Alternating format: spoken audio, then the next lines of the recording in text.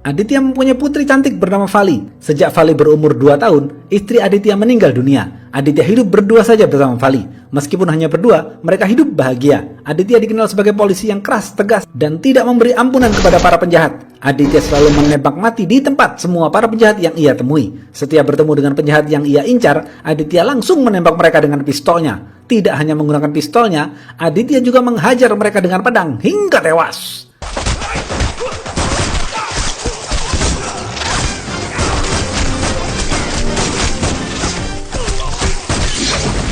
Semua penjahat takut kepada Aditya. Suatu hari, Pak Menteri memanggil Aditya. Pak Menteri mengatakan, "Aditya, kau adalah polisi yang mempunyai prestasi luar biasa. Sekarang kau akan aku pindah tugaskan ke Mumbai untuk memberantas obat terlarang di sana. Obat terlarang di sana disuplai oleh Chopra, tapi kita semua tidak ada yang tahu keberadaan Chopra. Chopra adalah mafia pengedar obat terlarang dan perdagangan manusia terbesar di Mumbai. Kejahatannya sudah mencapai skala internasional. 27 tahun yang lalu, polisi melakukan pengejaran tapi selalu gagal. Lalu Chopra membakar gedung polisi. 17 orang polisi tewas terbakar hidup-hidup. Sejak itu, kepolisian tidak mempunyai wibawa. Masyarakat mengejek kepolisian secara terbuka di sosial media. Tidak ada anak-anak muda yang ingin menjadi polisi." Aditya membalas, "Baik Pak, saya akan melakukan bersih-bersih dan tidak akan memberi ampunan kepada para penjahat ini." Setelah mendengar semuanya, Aditya setuju dan langsung berangkat ke Mumbai. Saat tiba di Mumbai, semua polisi menyambutnya dengan penuh hormat karena Aditya sangat dikenal akan prestasinya. Aditya mendapatkan laporan 3 mahasiswi diculik dan 1 diantaranya adalah anak gubernur. Aditya langsung melakukan pencarian. Setelah menginterogasi ketiga orang tua mereka, ternyata 3 mahasiswa itu adalah seorang pecandu obat terlarang. Aditya mempunyai feeling ketiga wanita ini diculik pengedar obat terlarang. Aditya menemukan nota pembelian sepatu H-1 sebelum anak gubernur diculik. Aditya menelpon penjaga toko sepatu itu untuk mencari informasi. Penjaga toko sepatu itu mengatakan, "Pembeli kemarin minta dibungkuskan untuk hadiah Pak." Penjaga toko itu lalu mengirim foto bungkus hadiahnya ke WhatsApp Aditya. Setelah Aditya cek, ternyata itu bungkus hadiah ulang tahun. Di kota itu ada 4 bandar dan 8 pengedar obat terlarang. Aditya memerintahkan untuk mengecek siapa saja di antara 12 orang itu yang berulang tahun kemarin. Setelah dicek, ternyata yang berulang tahun bernama Kailas. Aditya mencari Kailas ke toko-toko miras dan toko kue ulang tahun di kota itu. Ada 1 toko kue ulang tahun yang menerima pesanan atas nama Kailas. Aditya langsung bertemu dengan penjaga toko kue itu. Penjaga toko kue itu disuruh masuk ke mobil polisi dan menunjukkan di mana rumah Kailas. Setelah sampai di rumah Kailas, Aditya langsung menghajar Kailas dan teman-temannya hingga babak belur. Aditya lalu menggeledah rumah Kailas dan menemukan 3 mahasiswi yang diculik. Aditya adalah polisi cerdik yang selalu memiliki strategi yang jitu. Aditya tidak langsung membebaskan anak gubernur. Aditya menyembunyikannya di kantor polisi. Aditya lalu meminta izin kepada gubernur untuk melakukan razia besar-besaran ke berbagai tempat guna memberantas obat terlarang. Aditya mendapatkan izin sepenuhnya dari gubernur untuk melakukan apapun karena yang gubernur minta hanyalah anaknya. Aditya langsung membentuk tim yang solid untuk memberantas pengedaran obat terlarang dan perdagangan manusia. Aditya dan kepolisian menyisir semua tempat seperti hotel, bar, dan lain-lain. Kepolisian menemukan gadis-gadis yang disembunyikan di dalam rak kompor dan loteng. Aditya lalu mendapatkan laporan ada 6 gadis yang ditemukan tidak sadarkan diri karena dibius obat terlarang di hotel mewah milik mafia bernama Vinod. Salah satu gadis itu masih berumur 13 tahun. Kepolisian berusaha menyelamatkan para gadis itu tapi selalu gagal karena diserang oleh Ajay, anaknya Vinod. 3 orang polisi mengalami luka di kepala. Aditya marah mendengar hal ini. Aditya dan tim langsung pergi ke hotel mewah itu. Di sana, Aditya berhasil menangkap Ajay. Aditya menemukan banyak gadis dibius dan diperkosa oleh Ajay.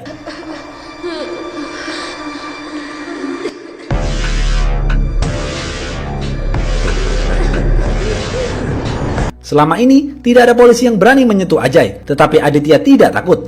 Aditya lalu menyuruh gadis-gadis belia itu melepas sandalnya dan menampar Ajay. Dalam waktu singkat, 2086 gadis berhasil diselamatkan berkat Aditya. Di antara mereka, ada yang masih berumur 7 tahun dan berpisah dari orang tuanya selama 38 tahun. Kepolisian mendapatkan pujian dari masyarakat. Setelah berhasil melakukan ini semua, Aditya menunjukkan anak gubernur dan 2 temannya di hadapan media. Setelah itu, mafia bernama Vinod dan pengacaranya mendatangi kantor Kapolda untuk bertemu Aditya dan membebaskan Ajay. Pengacara Vinod membawa surat resmi dari pengadilan yang mengatakan bahwa Ajay bisa dibebaskan menggunakan jaminan. Pengacaranya mengklaim sudah mendapatkan pernyataan resmi dari 2 polisi yang berjaga di hotel Ajay. 2 polisi itu mengatakan bahwa Ajay tidak bersalah. Aditya menolak menerima surat itu. Vinod pergi dan mengatakan kepada Aditya, Jika terjadi apa-apa dengan Ajay, akan aku habisi semua polisi di sini. Aditya hanya tersenyum menghadapi ancaman Vinod. Aditya langsung memecat 2 polisi balul yang memberikan pernyataan kalau Ajay tidak bersalah. Besok pagi, Aditya mengajukan kasus ke pengadilan agar Ajay dihukum seberat-beratnya. Setelah dianalisa oleh pengadilan, Ajay dinyatakan bersalah dan dijatuhi hukuman seumur hidup atas kasus obat terlarang dan perdagangan manusia. Ajay kemudian dipenjara di kota Nasik. Beberapa hari kemudian, anak gubernur ditemukan tewas akibat kecanduan obat terlarang. Karena Aditya sudah berhasil menangkap pengedar dan bandar obat terlarang, pasokan obat terlarang menjadi berkurang. Ini menyebabkan beberapa remaja pecandu obat terlarang melakukan bunuh diri. Karena tanpa obat, pecandu akan bertindak histeris dan melakukan bunuh diri. Aditya sedih mendengar hal ini. Aditya lalu memanggil para dokter dan memerintahkan mereka membuat camp perawatan untuk menyembuhkan para pecandu. Besok pagi, Aditya mulai menyusun strategi untuk memberantas obat terlarang. Aditya ingin tahu siapa pemasok obat terlarang ini. Aditya ingin memutus rantai bisnis obat terlarang. Aditya kemudian pergi ke penjara Nasik untuk menginterogasi Ajay. Aditya bertemu dengan ketua sipir di penjara Nasik. Ketua sipir itu mendukung penuh upaya Aditya memberantas obat terlarang. Saat masuk ke dalam sel, Aditya kaget karena di dalam penjara itu bukan Ajay tetapi orang lain. Ternyata Vinod menukar orang lain di penjara untuk menggantikan Ajay. Tidak ada yang tahu keberadaan Ajay. Vinod mengelabui Aditya dengan bekerja sama dengan pengadilan dan oknum pemerintah.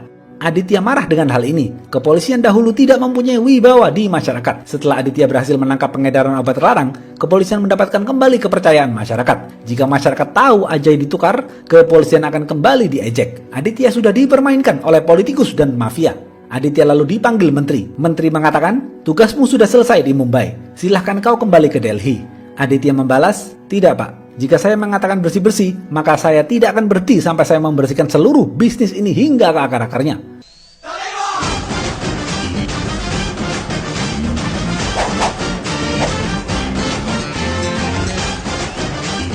Aditya jengkel dan ingin membalas perbuatan oknum pemerintah itu.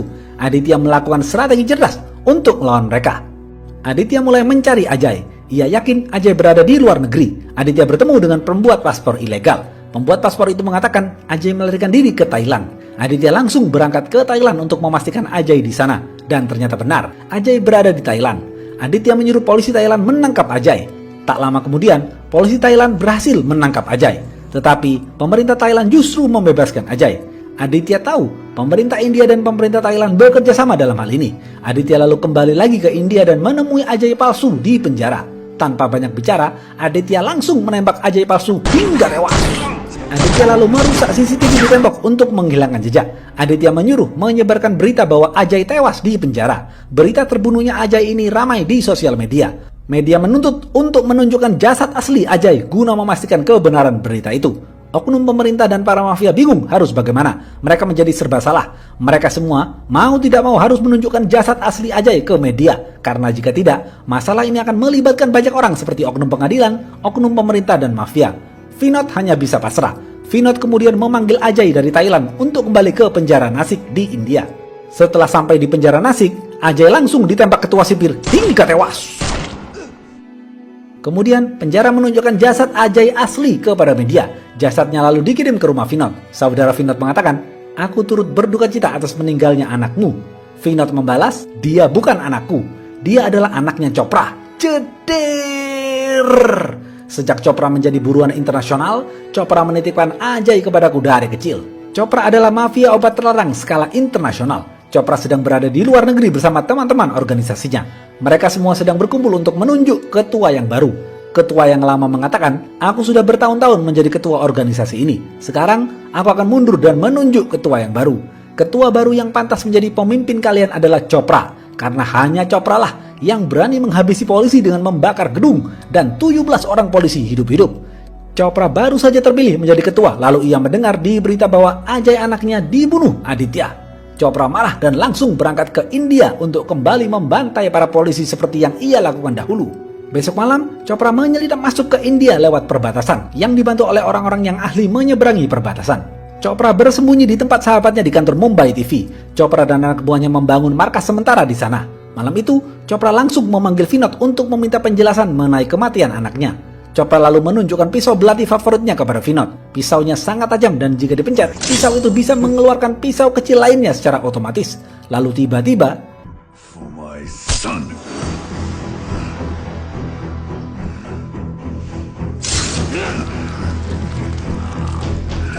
Chopra menusuk Vinod dengan pisaunya hingga tewas. Berita menghilangnya Vinod menyebar di media. Tidak ada yang tahu di mana Vinod. Kepolisian memerintahkan Aditya untuk berhati-hati. Aditya sedang pergi berlibur bersama Vali. Ada seseorang yang sedang membuntuti mereka berdua. Aditya tahu ia sedang dibuntuti. Aditya menemui orang yang membuntutinya dan mengatakan, "Bilang kepada teman-temanmu, aku akan menunggu di stasiun." Aditya dan Vali duduk di stasiun. Kemudian mereka didatangi banyak preman. Aditya menghajar mereka semua satu persatu. Aditya dan Vali lalu pulang ke rumah menggunakan taksi. Di tengah perjalanan,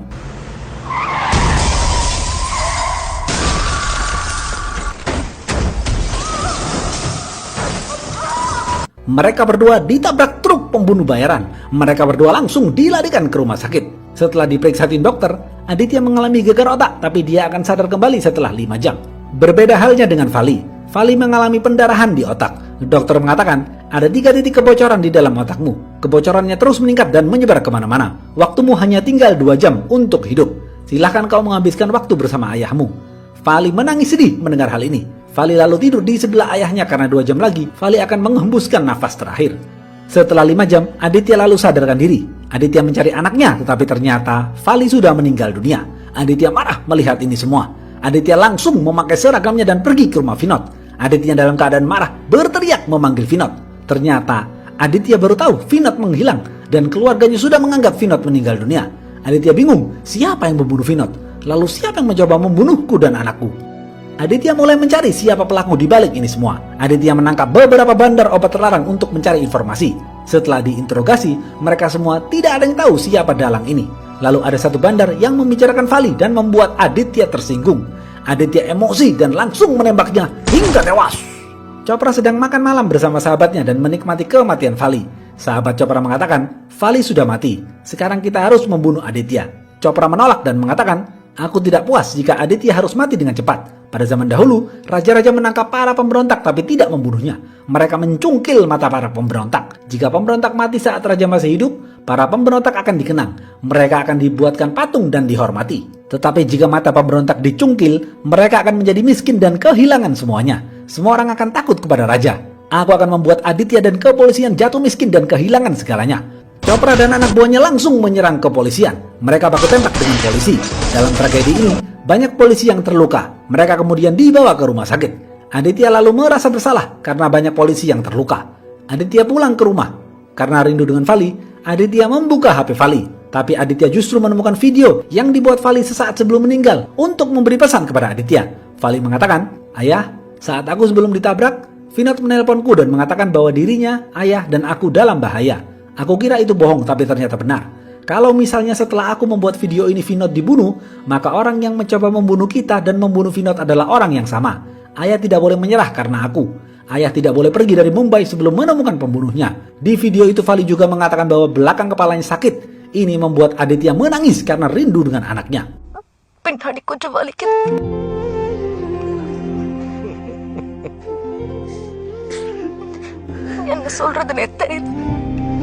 Aditya merasa ada orang ketiga yang merupakan dalang ini semua. Aditya berusaha menghubungkan antara permusuhan dirinya, Vinod, dan Ajay. Aditya masih bingung kenapa ada orang yang ingin membunuhku, tapi ia juga membunuh Vinod. Dan ini semua terjadi setelah Ajay terbunuh. Aditya kemudian menelusuri asal-usul Ajay ke berbagai sumber. Anak buahnya Aditya mengatakan, Vinod tidak mempunyai anak lelaki. Istrinya hanya melahirkan 2 orang putri. Barulah di sini Aditya tahu Ajay bukan anak kandung Vinod. Lalu anak siapa Ajay? Aditya belum mengetahui hal ini. Aditya menyuruh anak buahnya mencari tanggal berapa Ajay lahir dan di mana rumah sakitnya. Lalu siapa saja penjahat yang buron sejak itu. Setelah mendapatkan data, ternyata Ajay lahir pada tanggal 11 Juli 1990. Aditya mencari data orang tua yang melahirkan di tanggal itu dan penjahat yang buron sejak tanggal itu. Setelah ditelusuri, ternyata penjahat yang buron sejak tahun 1990-an adalah Chopra. Artinya, Ajay adalah anak kandung Chopra. Kepolisian India langsung menyebarkan berita di media bahwa Chopra adalah buronan utama. Semua polisi di dunia mendukung penuh upaya Aditya menangkap Chopra, mulai dari kepolisian Inggris, Dubai, dan Cina. Chopra melakukan sayembara kepada siapa saja yang berani membunuh polisi akan mendapatkan hadiah uang yang besar. Pembunuh harus membawa badge dan pangkat kepolisian. Badge dan pangkat polisi patroli dihargai 500 juta rupiah. Kapolsek dihargai 1 miliar rupiah. Kapolda dihargai 2 miliar rupiah. Polisi akan aku buat takut bahkan untuk memakai pakaiannya sendiri. Puluhan polisi tewas akibat sayembara ini. Sudah beberapa hari, kantor polisi kosong karena semua polisi takut keluar rumah. Aditya sedih dan marah mendengar hal ini. Aditya lalu menenangkan diri dan berpikir. Aditya mengatakan kepada anak buahnya, jika ingin menangkap kriminal, kita harus lebih kriminal dari mereka. Ia meminta bantuan informasi dari narapidana untuk mencari informasi siapa saja orang-orang yang ahli menyeberangi perbatasan. Selama 1 hari, para narapidana diberikan HP untuk mencari informasi. Siapa saja mendapatkan informasi itu, Aditya akan mengurangi hukuman mereka. Setelah dilacak, salah satu orang yang ahli melintasi perbatasan terdeteksi berada di gedung Mumbai TV. Aditya langsung pergi ke gedung Mumbai TV. Tapi anak buah Aditya mengatakan, "Pak, polisi yang tersisa hanya sedikit. Jika kita berangkat ke gedung itu dan kita diserang, pasti kita akan kalah, Pak, karena kita kekurangan personil." Aditya bingung harus bagaimana, namun tiba-tiba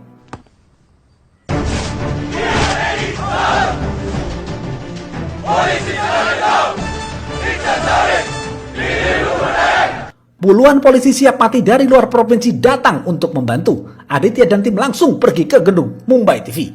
Kepolisian secara membabi buta menembak para anak buah Chopra di gedung itu hingga tewas. Tapi kepolisian tidak menemukan Chopra.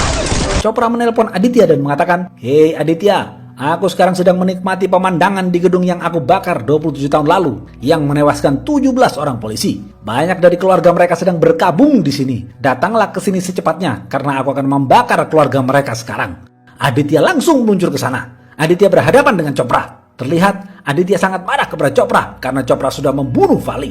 Chopra mengatakan, "Aku tidak mau membunuhmu dengan pistol. Aku ingin membunuhmu secara perlahan dengan tanganku sendiri agar kau menderita seperti kematian anakmu." Aditya marah dan menghajar Chopra habis-habisan.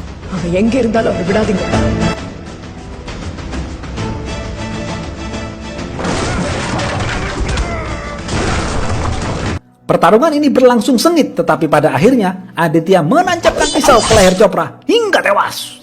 Tidak puas dengan itu, Aditya melepas pisau di leher Chopra dan menusukkan berkali-kali ke perut Chopra hingga tewas.